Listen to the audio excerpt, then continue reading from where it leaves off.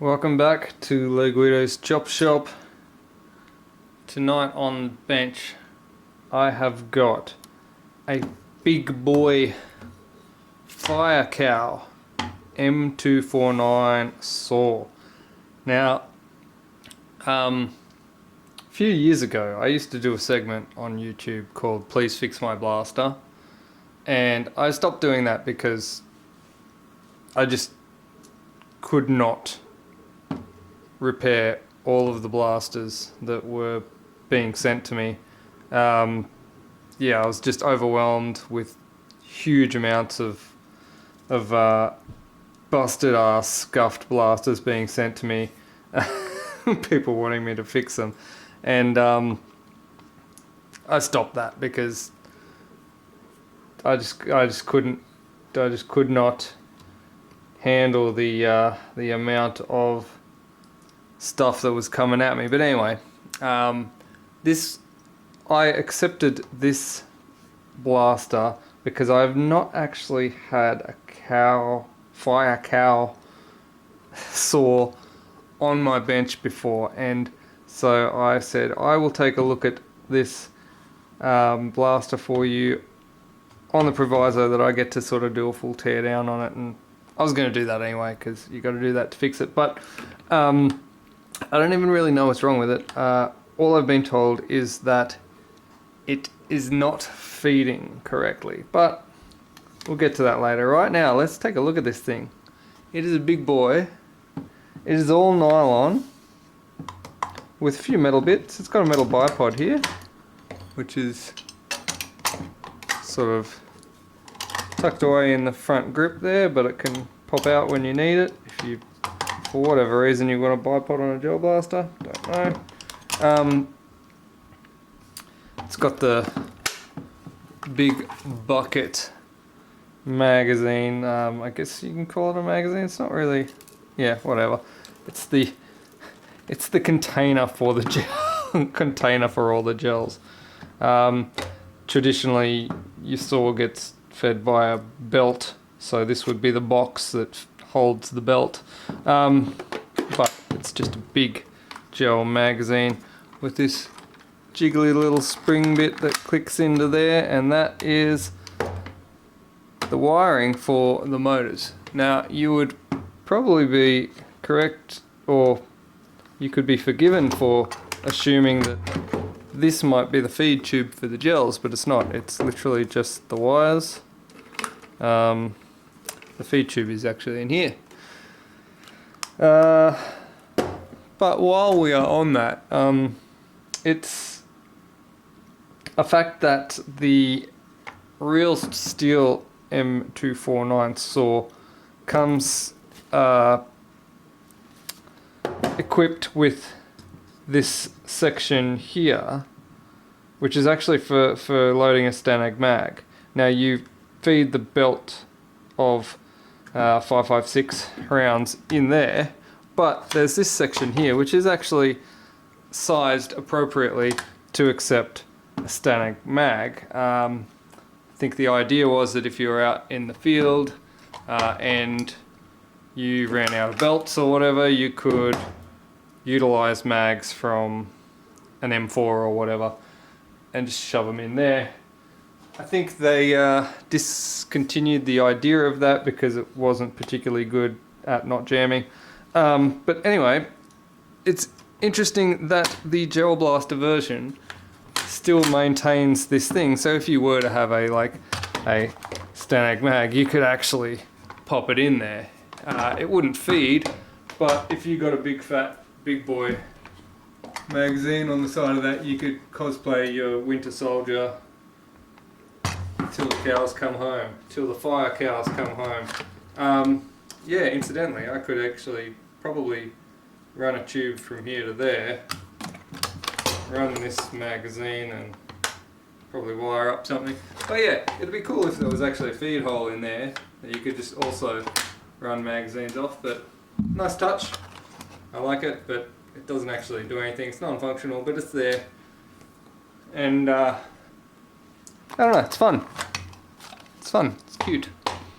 Alright, let's take a look at what this is and isn't doing. I'm going to load some gels into the big boy mag and fire some shots on it and see what it's not doing. But actually, before I do that, let's just take a look over this thing. You've got the gearbox accessible in here. This is where you would load your rounds in the real thing. You can see the top of the gearbox here, so I might be able to get some intel from poking my eyeballs down there and see what's down there, but I'll probably have to tear it all apart anyway, depending on what's actually wrong with this and as to why it's not feeding. But I thought that was a pretty cool feature as well, that does open up like the real thing. Alright, cool, let's load this up and test it. I want to see what it's doing poorly.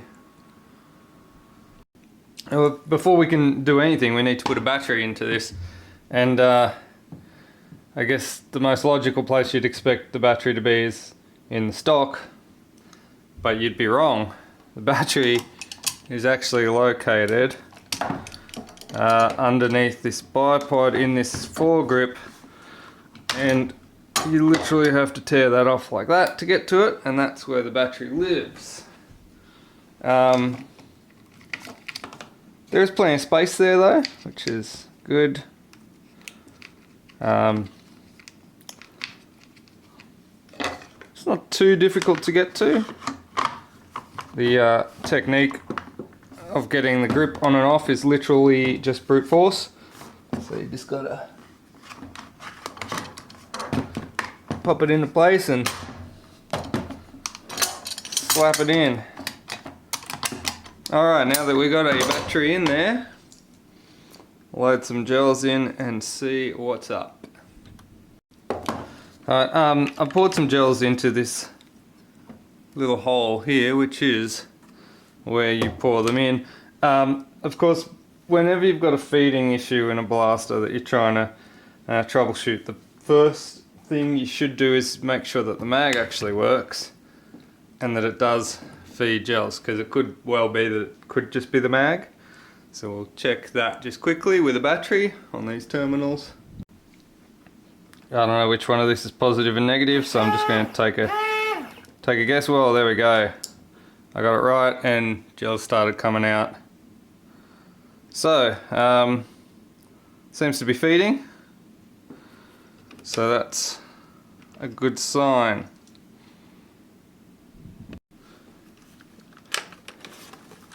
Alright, magazine in. Oh yeah, bipod down, whatever. Hopefully we can do this on camera. Hang on, let me adjust. Now, I don't believe this has a semi because it is a SAW. There is safety, which is this one here. You pop it through from the other side. Does it? Yeah. It's just go and not go. So, incidentally, I don't know if you can see, but the charging handle. Oh, charging handle also has a priming function, and it does reciprocate with the unit when it fires. Alright, so just going to test fire this thing and see if we can get some feeds. Alright, set up a firing box here. Oh, it's gotten a couple.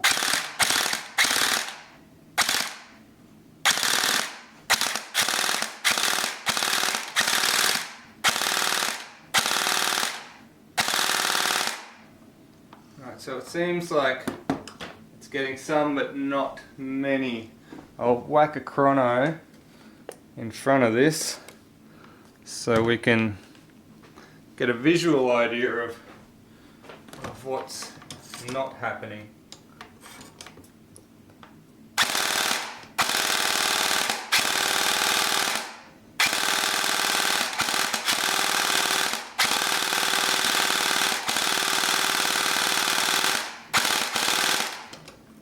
Okay, so from that barrage, I got one shot at 262 FPS. Only one shot from the probably 100 odd times it cycled there. So that's less than ideal, isn't it? Alright, let's try and work out why that's happening. Okay. Put this back on safe. Pop this drum out. Pop this out. Now, I don't know if you can see, there is, oh, I just squashed it, but there is gels in the feed tube. So,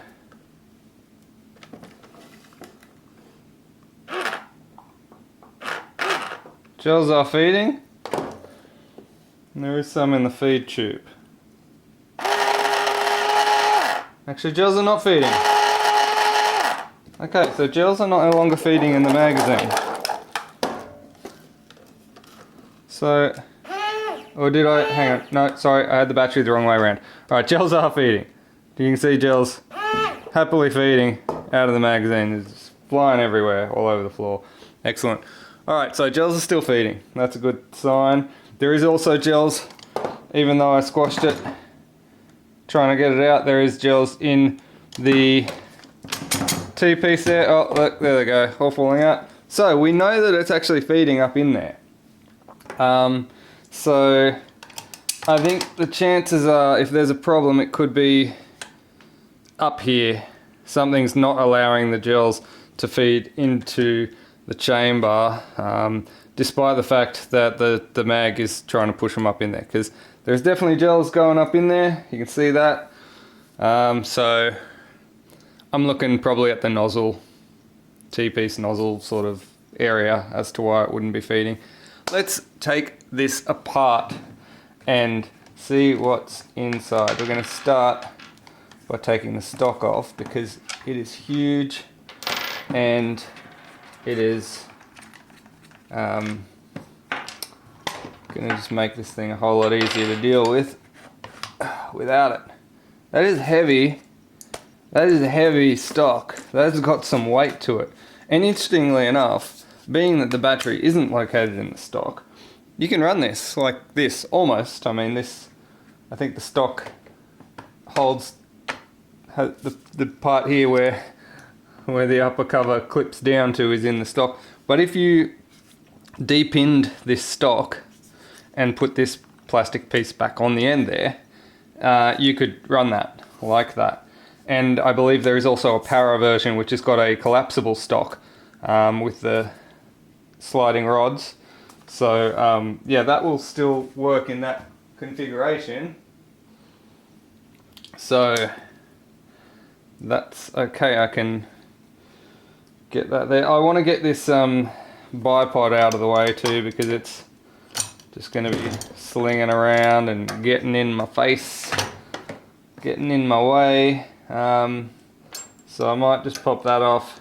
Looks like it's going to be a pin or something here to get that off, or maybe if maybe it'll slide off on the front. I might just depin it. That seems the easiest at this point. And of course I will remove the battery cover and the battery, at least for now. Everything's all coming apart. What's this piece? Oh, that's cute. That flips up as well. Alright. Let's continue. Whew. Right, I feel like if I flip this over, I'll have a better chance of getting rid of this tripod. What do we got here? Incidentally, we got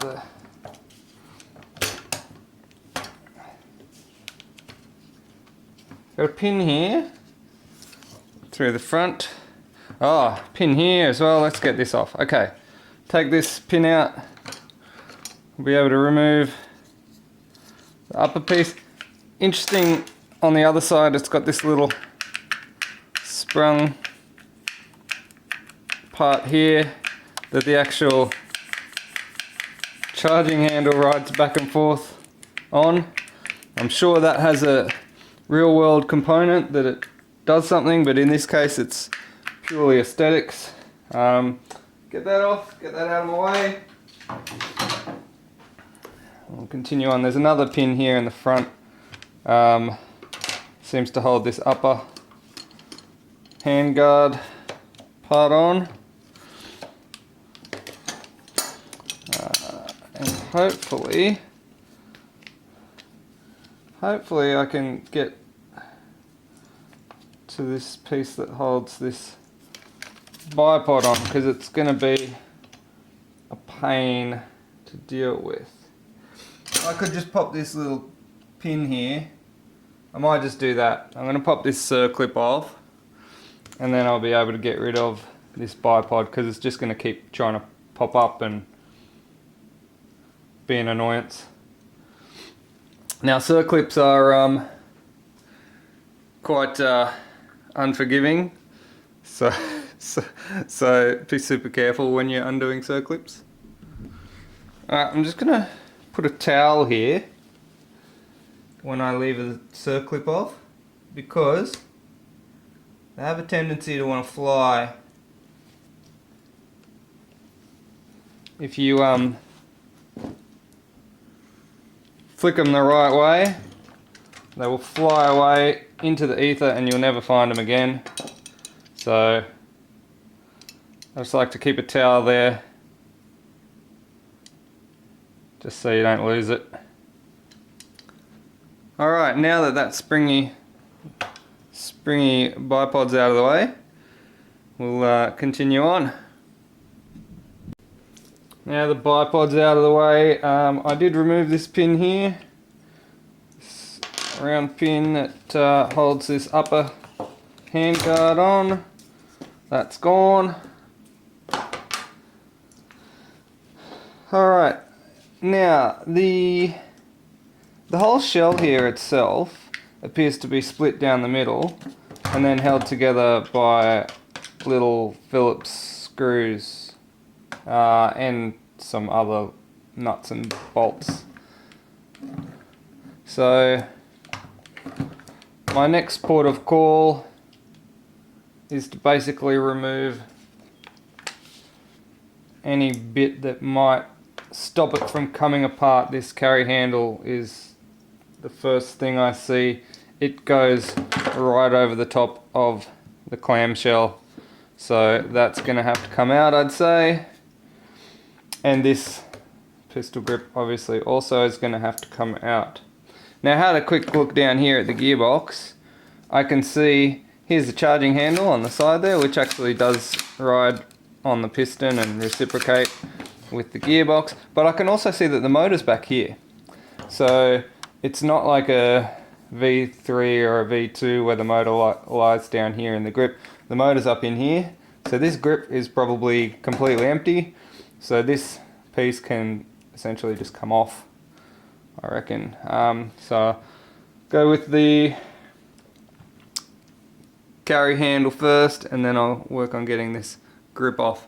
And before anyone says anything, it is a carry handle. It's a carry handle. It also has a secondary function on the real steel version of being a lever to lock in and release the barrel when changing barrels, but it is first and foremost a carry handle. It says it in the user's manual. Trust me. Alright, Phillips head, screw here.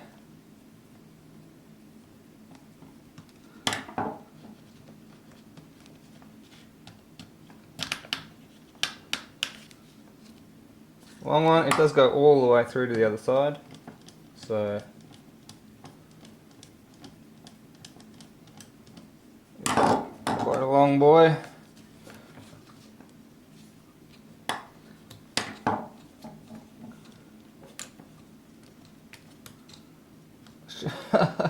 Should be out by now.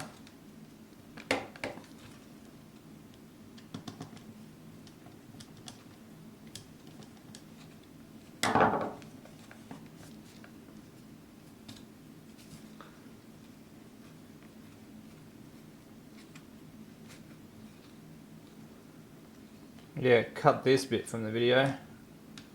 Alright, got it. Okay, handle.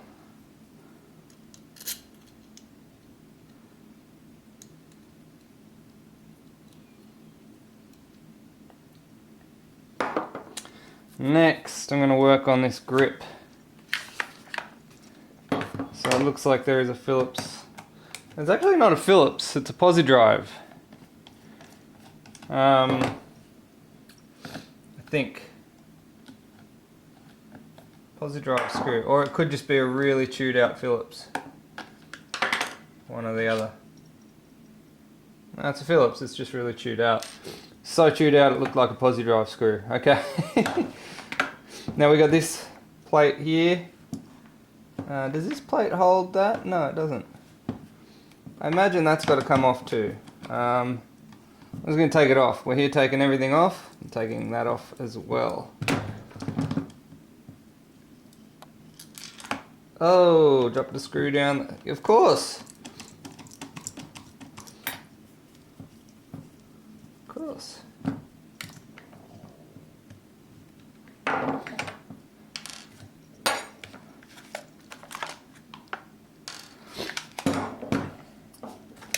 Alright, now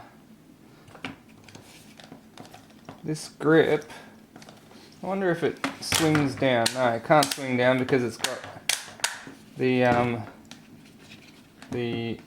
safety built in there. So this has to come off. Oh wait, it might be able to because the safety's purely mechanical. The safety is purely a piece that stops you from being able to pull the trigger, so this might actually be able to swing down. Maybe not. Okay, so we got this one here. What on earth is that? A pin of some description. Oh, it's literally a pin. Okay. Right, it's literally a pin. Yeah, right. Alright, so now that should slide off. Alright, there we go. Yeah, so the safety is literally pushing... Oh, okay, interesting. So the safety just pushes this. It comes across and pushes this, which stops you from pulling the trigger. So the safety is built into the gearbox, but it's cute. Alright, how stripped is that? That's looking very much not like a blaster anymore. If I took this front side off, it wouldn't even look like a blaster at all. Okay, now to get to the gearbox, I guess we just got to split the two halves of the clamshell, which can be done by removing a few screws. I think there's a few Phillips head screws in here. Couple more down here, or here, and then there's a big Allen one there and a big Allen one there. They'll probably have to come out too. Alright, I'm just going to start with these big 3mm Allen screws. Just because I'm going to start with the biggest screws that I can see, and then I'll work my way down to the small ones. Don't really the barrel, outer barrel screws off, conventional thread. It's interesting, it's got a conventional thread and then it's got a counterclockwise thread adapter onto it, and then this is not stock. The stock one's got a slightly longer barrel, but looks like when I've removed those two screws, this piece comes out, and that's also what the bipod hangs off of. So I guess I could have removed that bit first without taking the circlip off the bipod. So good to know next time. Next time I probably won't take the circlip off. And if you are doing it at home, you don't have to take the circlip off. You get the benefit of my hindsight. Alright. So now there's still a bunch of little Phillips head screws. There's 1, 2, 3, 4, 5, 6, 7 that I can see, and probably another 3 that I can't see. Alright, I'm going to start doing them, undoing them I should say, and I'll save you the rigmarole. I'll just cut to when I've got them all undone. Alright, so I got all 7 of those screws out. There.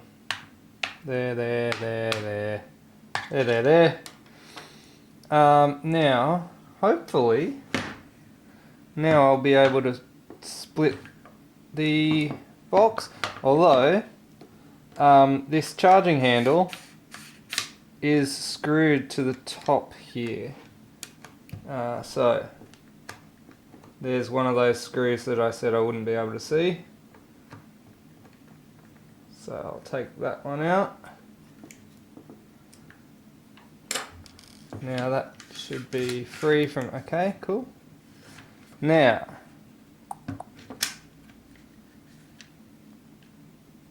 yep, okay, split the clamshell. Right. There we go, look at that.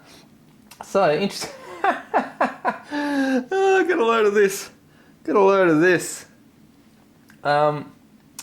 Apparently, manufacturing is so tight that they can't even afford to trim the leads on the diode. Check this out. So they can't even afford themselves like 30 seconds to trim the excess lead off the diode. Oh jeez, and look at the length of this. Look at the length of this lead here. I mean, I guess it doesn't matter too much because you're not going to short out on too many things here, but they've attached the negative on there. I mean, it's a good. Hey, if you don't know how to wire a mag priming switch and you're wondering how to wire the diode and that sort of thing, it does give a good visual representation, I guess, because there's lots of lead. But yeah, I just found that weird that there was like a good 2 centimeters of excess lead just sort of dangling off. That's weird. Okay, here's the T-piece. The barrel. Is this barrel free to come out now? Can I? Oh, hang on. I've got to zoom back out again so you can see what I'm looking at. Alright, so here's the T-piece in the barrel. Seems like it might be free to come out now.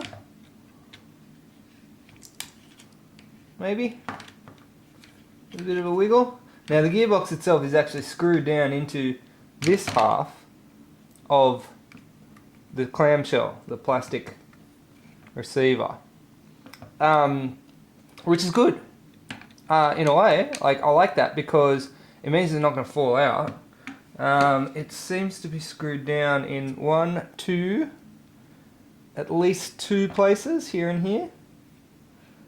But you know, I'm not too worried about this. This is also interesting. I don't know if you caught this on the zoomed in section, but there is a positive and a negative wire here that are very, very much crimped over the top of each other. Ew. Ew. Not great. Not great from not necessarily the Chinese factory, but whoever pulled this apart last. It might have been apart by someone else's hands since it was produced. The diode is definitely a factory thing. It is. I'm stoked that it's got a mag priming circuit. It's even got a little molding built into the gearbox where the micro switch can sit.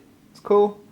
Okay, so now I reckon if I just undo this one screw, here, that might just give me enough movement on the front of the box to be able to remove the barrel, which is exactly what I needed. Alright. The barrel itself is fairly long. I want to say approximately 30 centimeters. I'll measure that in a minute. And the feed tube, the T-piece, is also quite long. Oh, I tell you what, just on another tangent here, if that's the nozzle there, if that's where the gels are getting fed, on this side here, where the magazine is, it would not be, oh man, it would not be too hard to rig that up to feed from the side, from the Stanag mag port. You could 3D print another plate for this, that instead of having the mag terminals dead in the middle, had them set back where the where they would be, and then have a hole there to feed through, and it would come. Look, the screw, that screw there, that silver screw, is right there. That's it right there. So you could literally, I reckon you could feed that in. Incidentally, this little metal part fell out when I moved it. That is, that's part of the clip that holds the front thing, that the battery container. It clips into there, and that's what retains it. That obviously sits up in here somewhere, there like that, and then it's probably got this in behind it to give it some support. Yeah, so that's when you shove that front handguard on. There is a metal clip that clips against that, and that's what holds that there. Okay, I'm a little bit too excited about the Stanag mag port. Alright, I know. I'll move on. Okay. Okay, so what I want to see here. Oh, before I go any further, I'll measure this barrel. It's probably important to measure the barrel. Alright, it is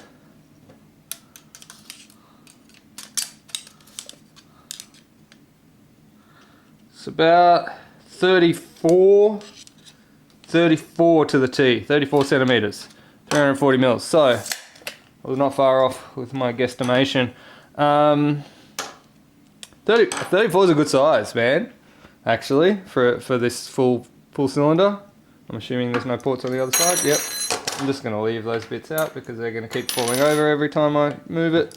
Yeah, so full cylinder, 34, not too bad. We got a 7.5 ID barrel. Just slightly over 7.5, or maybe that was me just putting a little bit of pressure on the barrel. Yeah, that's 7.5. 7.53 if you want to get super technical. Alright, so 7.53 mil ID barrel and 34 centimeter, 340 mil length. Alright, now that I can see this gearbox, I want to hook the battery up to it and cycle it and see if that nozzle moves. Because, I mean, that's probably one of my first thoughts about why it's not feeding, is maybe the nozzle, maybe the tablet plate or the nozzle spring is it's moving, and the spring is not broken because it's, let's see, it's returning there.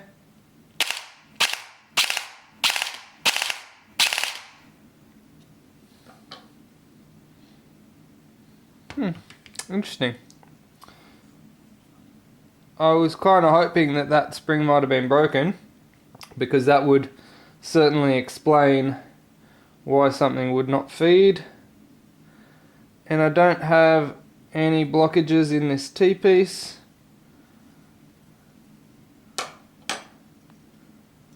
So it seems like that's not the culprit.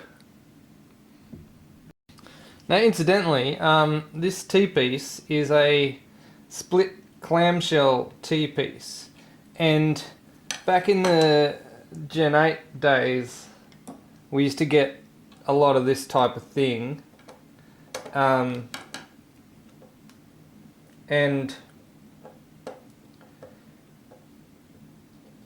some models of T-piece, because you've got a split down the middle of them there, some models had like just massive air leaks built into the T-piece because air could just escape out. The Gen 8 and Gen 9 models kind of fixed this by having a ring that was a one-piece ring inside that went around the barrel, and then the nozzle would seal on that ring, and then the clamshell of the T-piece didn't matter, because as long as the ring was around the T-piece you get a good seal. However, I'm not seeing any of that here. No, I'm not. I am seeing the bare barrel sitting in the T, and that T would be there, and that bare barrel would be there. So your seal, the seal is actually directly onto the end of the barrel. So I mean, I'm not saying that won't work. It's just an interesting way of doing it. Probably not the most ideal way, not the way I would have done it. I probably would have gone with the way that the Gen 8 9s did it, and have a ring around here which the barrel seats in, that the nozzle seals on. Alright, anyway, what I might do is just cycle this a time or two, so I can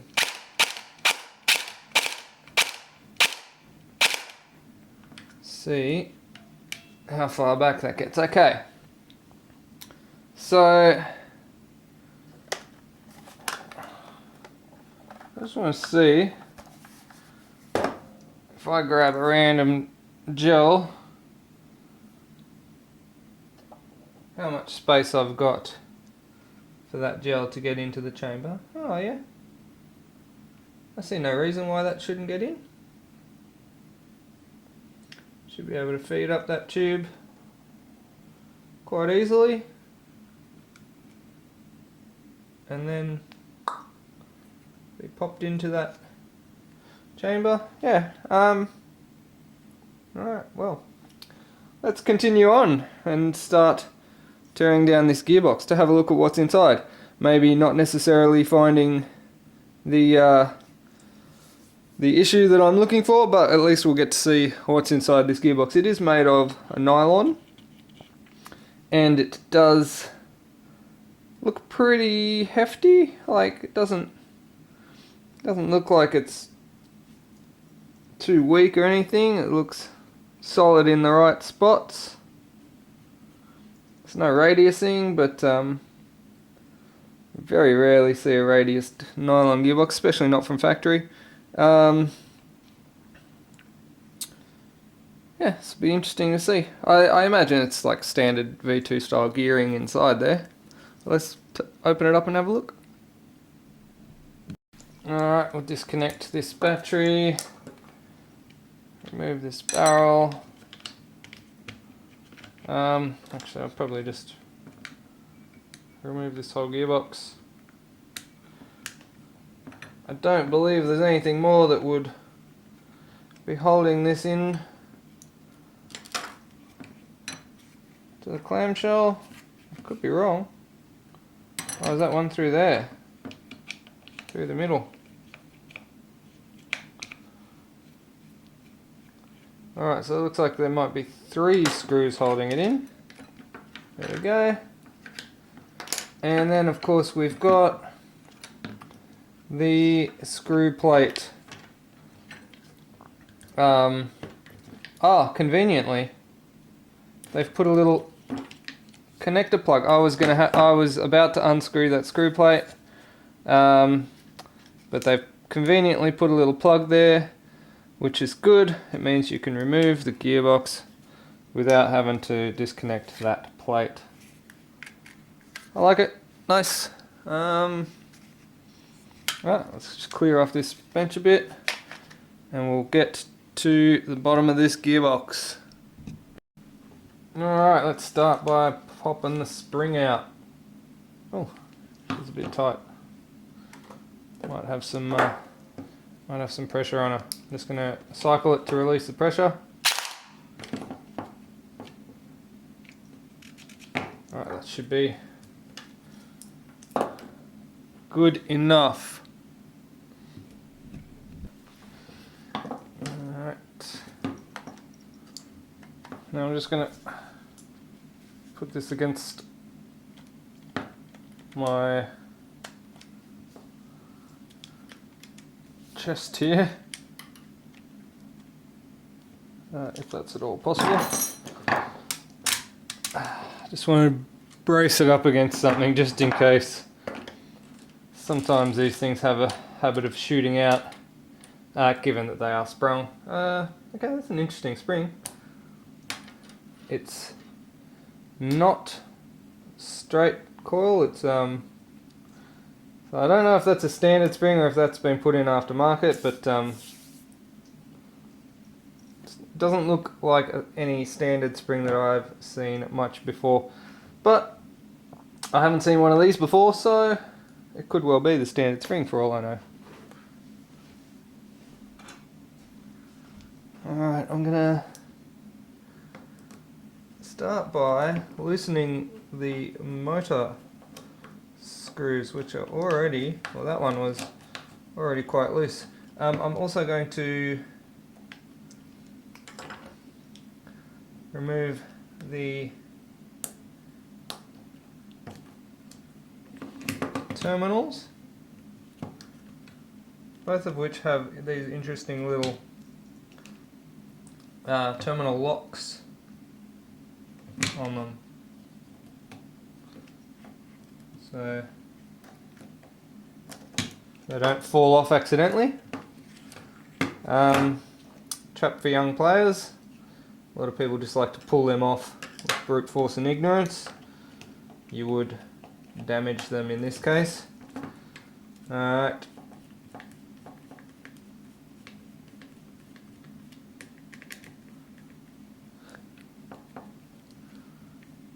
There's 2 screws on the motor. Hopefully get them all undone.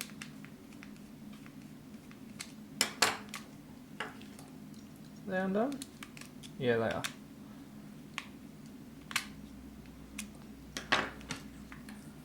Alright.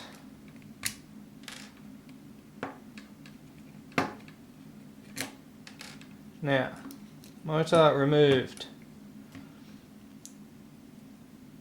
It looks like it's got a D shaped with interesting no grub screw. Now I don't know if that's no grub screw by design or the grub screw has fallen out. So I'll have to take note of that and make sure we don't find any grub screws in the gearbox. I have found plenty of biases before that just don't have a grub screw in there and they just rely on press fitting the pinion on. Usually not in the D type. Usually the circular types are a press fit.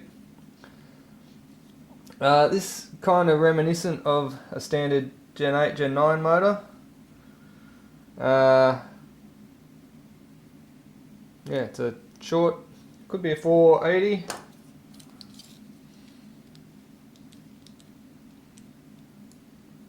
Yeah, 480 short.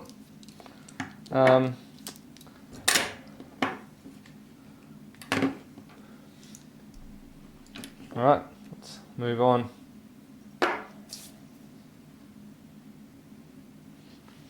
Get to these other screws. Now they look like they might be a Phillips number 2 perhaps?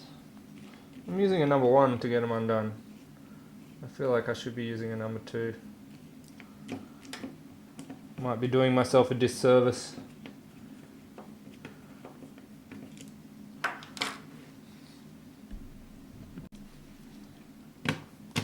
Alright.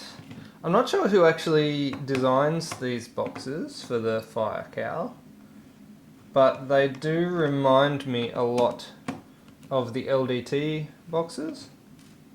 Although they are nuts on the other side. Oh yeah, the LDT boxes use nuts as well. The Singularity boxes use nutserts. They have inserts, threaded inserts in the nylon. LDT uses nuts and nylon. In the early days, I think they've moved to cast stuff now because they've got the LDX and a couple of other boxes that they use. Some of the licensed HK stuff, but this is very reminiscent of those early LDT days. For me, anyway.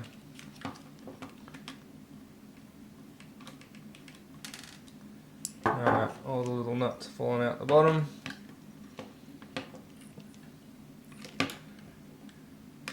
Now if this was mine, I'd probably just put a dab of glue on the nuts when I'm reassembling it, just so I never have to deal with them falling out again. Which I might do anyway, even though it's not mine.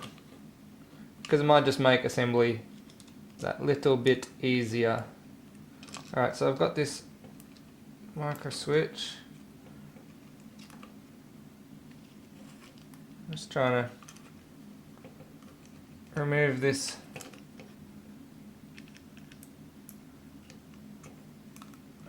half the gearbox without everything being in the way, which is proving to be no mean feat. Okay, so let's see if I can just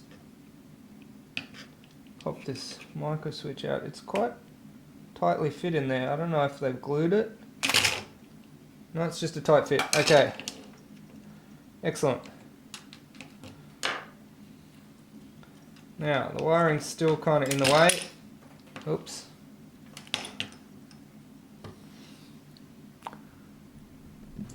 Okay, so I just flicked my trigger springs into the netherworld. But I managed to get them back, so that's okay. Alright, so on that, and the reverse catch went with it. On that, so this is the safety here. So it pushes in there and doesn't allow you to pull the trigger. And then when it's not engaged, the trigger is allowed. It presses the micro switch. Now, so before we lose them a second time, let's just pop them out and place them aside. The springs look like they're the same, so they could be interchangeable. Okay, as I was saying before, get the wires out of the way. Got an interesting anti-reverse here. Spring for the anti-reverse seems to be sitting on top.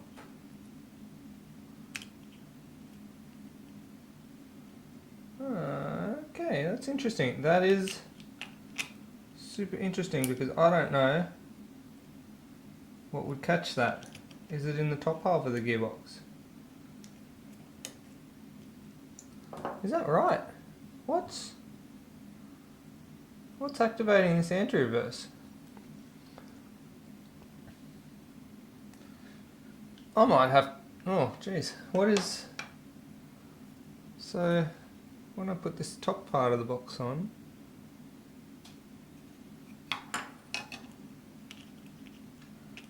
Let's see what catches this anti-reverse. So if that's the bottom, that's the top bit there. Okay, fortunately that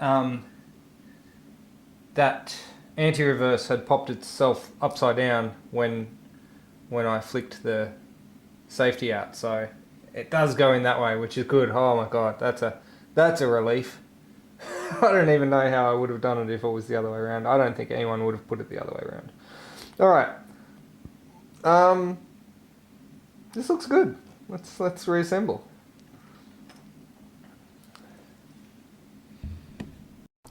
Okay, so I've reassembled it back to the point where I've got this weird looking thing that still kinda cycles. Got plenty of gels in there. Got the mag priming, and it will fire, or it will cycle.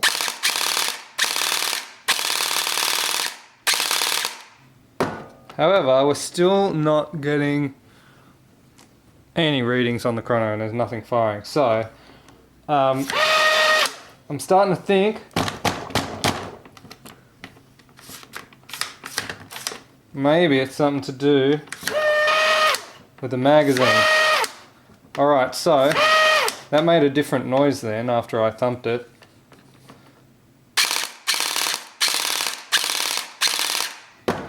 I feel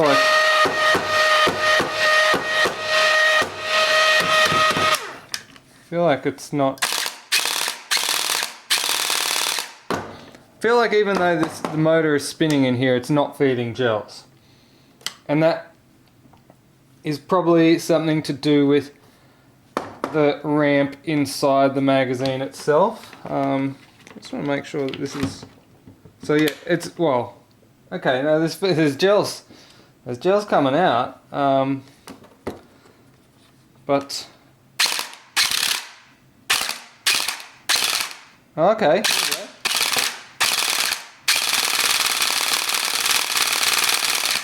Alright, it's firing. I just got 66 shots fired. We got a max of 260, average of 220, so it's not a super powerful thing, but it seems to be working now. I have a feeling that the issue is inside the mag. And I have a feeling it's not necessarily an issue with the mag itself, but probably something to do with the size of the gels or the consistency of the gels. I'm going to run a few more through and we'll see what happens. Alright.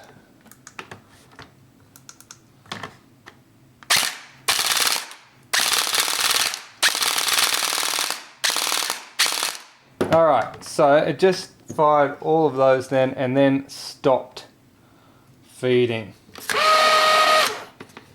Now I heard feed then.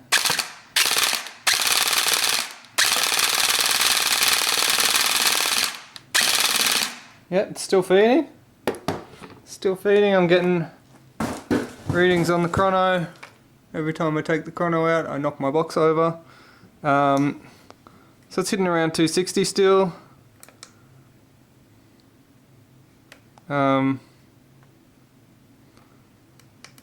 Yeah. Alright, so getting rounds out of it. That's a start. I feel like the issue is going to be in the magazine.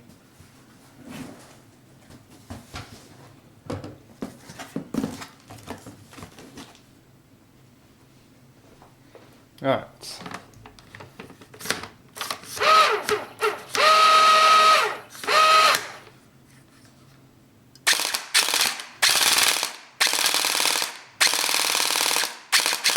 Alright, stopped firing, stopped feeding now.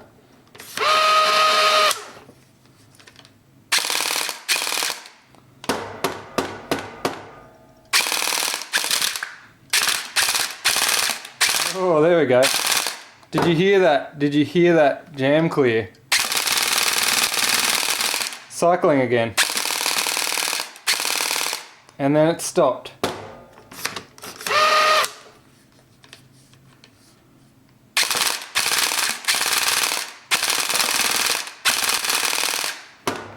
I have a feeling it's the consistency of the gels that's going on here.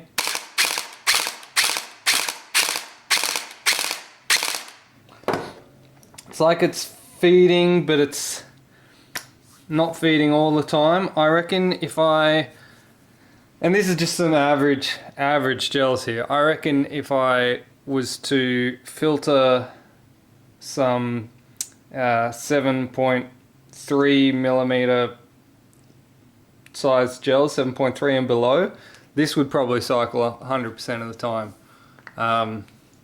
So I'm actually going to take the mag apart now and have a look inside the mag to see if I can see any issues inside the mag that would cause this not to feed on, say, slightly bigger gels.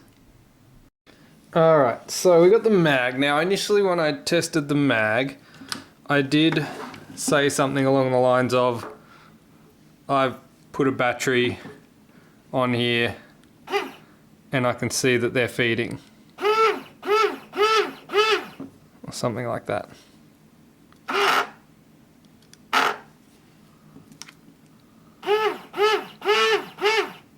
Alright, so there they are. And that's about as far as my testing went. Now, I know that I was going to take the blaster apart anyway, because that's what I do. But I feel like I could have tested a little bit more thoroughly here. So let's watch what happens when I connect this battery again.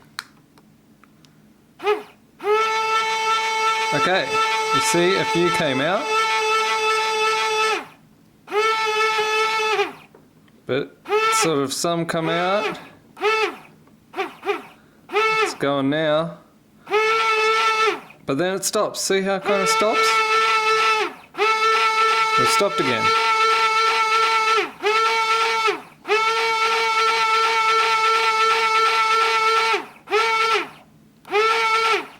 And I think, give the mag a bit of a tap.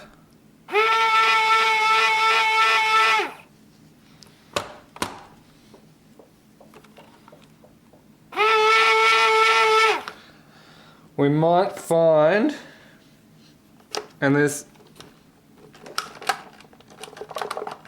okay, that actually that mag's gone to the point where it's a bit low anyway, might be a bit empty, but I was getting issues where it was feeding and then it kind of wasn't feeding. So it could still be an issue with the mag itself. There's a possibility. I'm not ruling it out yet. It does feed, but it seems like it's maybe not feeding all the time, always as reliably as it should. So it could be an issue within the mag. But rather than the mag itself being the issue, I'm suggesting that perhaps it's, I mean, just looking at these gels here, there is size difference between these gels. So I'm thinking maybe some of the slightly bigger ones don't feed as well. So after a little bit more off-screen testing, I'm reasonably sure that the problem is in here somewhere, and it's probably not so much a problem with the magazine itself, but it's probably a problem with gels. I think having gels that are inconsistently sized or something along those lines might be the culprit, but I'm going to take it apart anyway because that's what I do. Let's have a look what's inside. The screw holes are all capped with these little rubber plugs, which is cute. I'm going to work on getting them all off so that I can get to said screws. Take this down. Alright.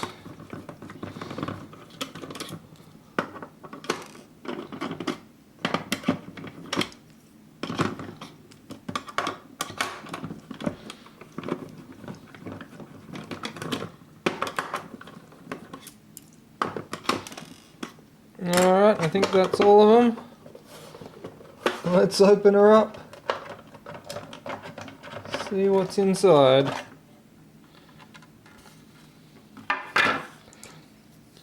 Well, there it is. There it is. And I'm relatively certain, there's a couple of gels in here, I'm relatively certain, I think I know what the issue is. And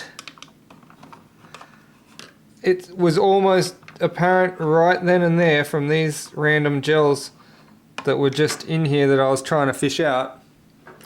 Now, how good's the lighting? I've got here 2 milkies and 2 hards. I don't know what brand they are. They were just the gels that happened to be in there when the blaster was given to me. They could be, well, it could be anything from AKAs to ultras to booms. They're hards. I don't know what brand, but they're hards. Let's zoom in a bit. Alright, so you can see them down here. There is a noticeable difference in size, and if you can see this feed ramp down in here, I might have to turn the lighting up a bit. Alright, so if you can see this feed ramp in here, let's just tuck that off to the side. If I drop these little milky whites or whatever they are that seem to be of smaller diameter from the top here, you'll see they roll all the way down to the wheel without too much drama. If I grab one of these harder ones that's visually larger and do the same thing, what's happened? It's stopped. It is getting down there slowly, it's slowly working its way down, but it's stopped. It's not even actually got to the wheel. It's stopped halfway down. And the reason for that is simple. This gel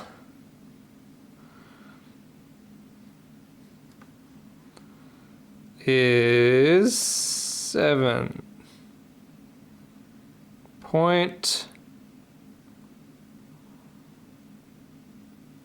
5, 6, 7. Here's a big boy. 7.7, 7.8, 7.9, 8. 8.1. That is an 8.1. Wow, that is a big gel. So that is, those big gels are not working their way down that ramp. And that's what it comes down to. If I was to measure that ramp, if I could get in there, maybe, well, I can't quite get deep enough. If I was to measure that ramp, the ramp itself, I feel, is probably about 8 mils. I'll get, yeah, it's got to be about 8 mils, because these big gels are sort of scraping the sides as they go down. So it's the exact same size as these gels. So they're not going down that ramp. And that is exactly why they're not feeding. Now, this could be solved.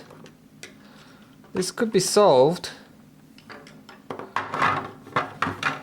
I've just had a mad deja vu moment. I feel like I've done this before.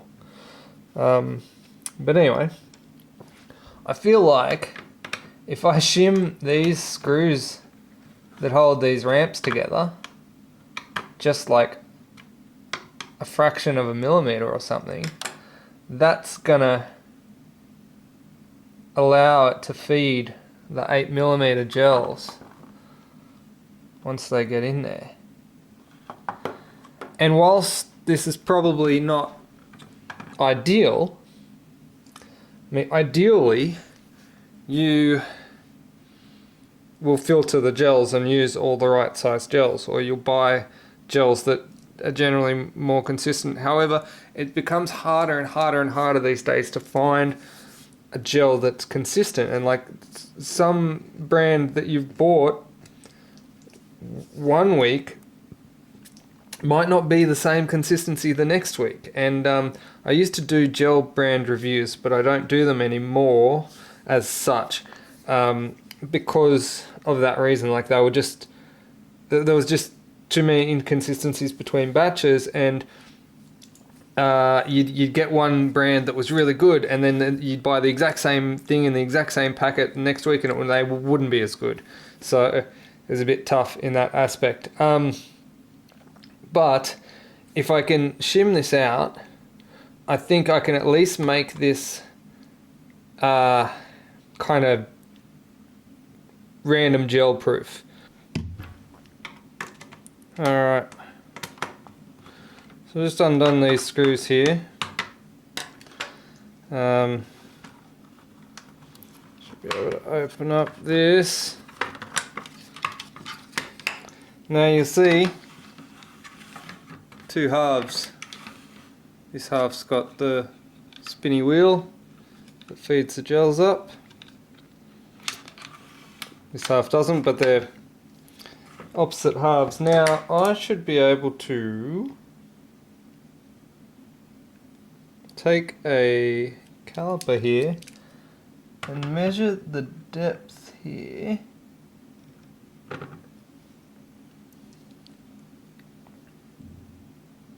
So 3.9. So that should be the same both sides. Yeah, 3.9, 3.88, close enough, 3.9. 3.9, alright. So 3.9 multiplied by 2 gives us a maximum of 7.8. Yeah, 7.8 millimeters of gel.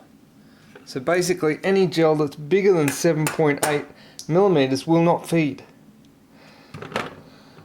And sometimes that happens. 7.8 is not too uncommon these days. So what I'm going to do is I'm going to shim this whole thing out. And through the magic of video editing, I've got a shim that I've 3D printed here, and it is a 1mm shim. So this is going to go there, and then this is going to go here, back on, and that should then give me plenty of, so when I bolt that back together, I should have a theoretical maximum of around 8.8 mil gels, if this works in the way I hope it should work. Yeah, so I'm going to pop this back together and see if we can feed. This will be good if we can. And I'm hoping, yeah, so the extra 1mm of thickness is not affecting these screws at all, so these screws are just going back in nice and easy, and when I tighten them all down, they should hold that shim in place nicely. Excellent. Alright, let's see if this works. Alright, hopefully this should all fit back together without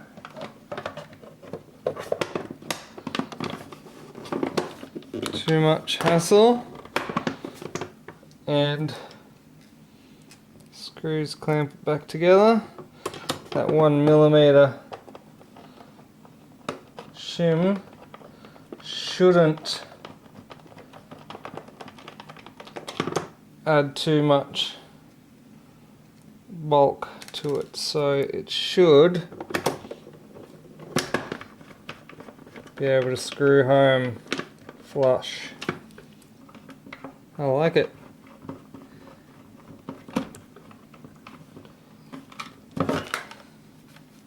Alright, we've got a nice flush line all the way around. Feed tube still looking good.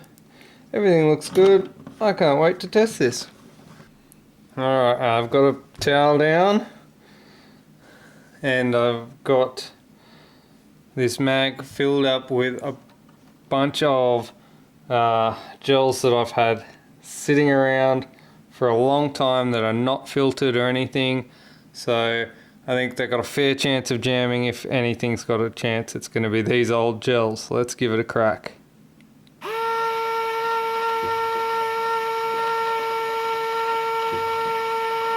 Oh, yeah. Yeah. Look at them go, look at them go. Alright, cool, cool, cool. I think that's enough testing of the feed. Let's try and fire it. Okay.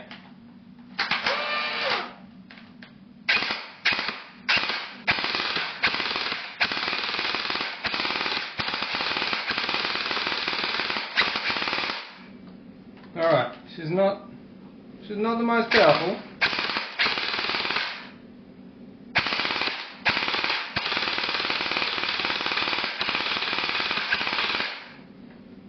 But she is definitely feeding significantly better. Alright, well. Result. So, I just want to say what I've done here today, what we've seen here today is not the solution. This is not the solution. This is more a proof of concept, I guess, to show what the issue was and try and prove that that's where the issue is coming from, I guess. The real solution is to filter your gels.